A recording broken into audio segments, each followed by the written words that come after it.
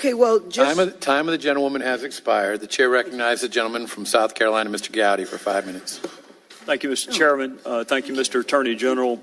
I want to cover a couple of areas, but I want to start with something that's very important to me. I think it's important to all people in this country of good conscience, irrespective of their political ideation, and that is the independence of the Department of Justice. And in my judgment, 2016 and 2017 have been challenging years for the Department of Justice. The decision to charge someone carries with it multiple layers of review.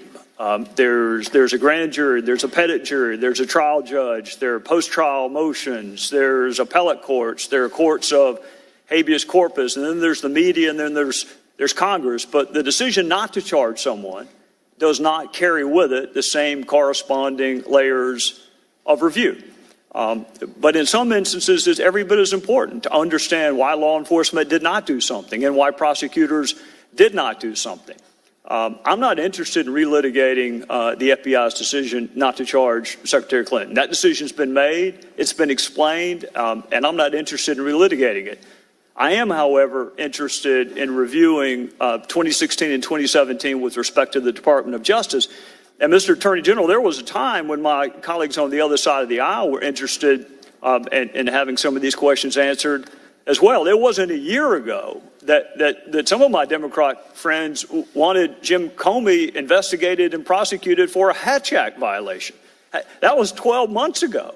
And it was absurd then, and it's absurd now. But what's not absurd is when my Democrat colleagues ask, why did you decide to publicize one investigation but not another? Why did you decide to appropriate a decision away from the Justice Department, which is very unusual for the head of the FBI to serve as both the investigator and the decision maker? Just like Republicans wanted to know, Mr. Comey, did you reach your conclusions before the end of the investigation? Did you make decisions whether to charge or not to charge before you interviewed all of the witnesses? These are questions that, to me, go to the core of whether or not the department can be respected, separate and aside from politics. I mean, I guess that certain departments are just inherently political, but the Department of Justice should not be. And so I tell you that up front, that Chairman Goodlatte and I are going to be looking into the decisions made in 2016 and 2017. And I think I can speak for him, and I know I can speak for myself. My motivation is a love for that department and a love for the concept of blind justice that doesn't care whether it's an even-numbered year or an odd-numbered year. And to the extent that there were decisions made, including the decision to write a public letter in October of last year and follow that up with another public letter in November, those are legitimate questions, and I hope that the department will cooperate both with respect to making witnesses available, but also with respect to documents so Congress can better understand the decisions that were made and not made and restore some modicum of trust that all people, whether they agreed with the decisions or not, at least understand why they were made. Now, Mr. Conyers asked you whether or not it was appropriate for the president Could I respond just briefly to that? Yes, sir. You're familiar with the Inspector General. I'm meeting with him. And they make public their investigations. And several of the matters that involve the FBI are under full and intense review by the Inspector General, and perhaps they can, under their rules of disclosure, perhaps you can inquire more about how that's ongoing. But I'm not able to give the details to you at this time. That's a serious matter. It's in my response to the chairman of yesterday. Well, I didn't intend to ask you to respond to it because you're right. Mr. Horowitz is looking into it. In fact, I'm meeting with Mr. Horowitz this afternoon, not in that capacity, but in another. And you're right. At some point, he's going to let Congress know what he found, but that does not absolve us of our responsibility to also look into it. Mr. Conyers asked you whether or not it was appropriate for the president to weigh in an ongoing investigation. And, of course, the answer to that is no.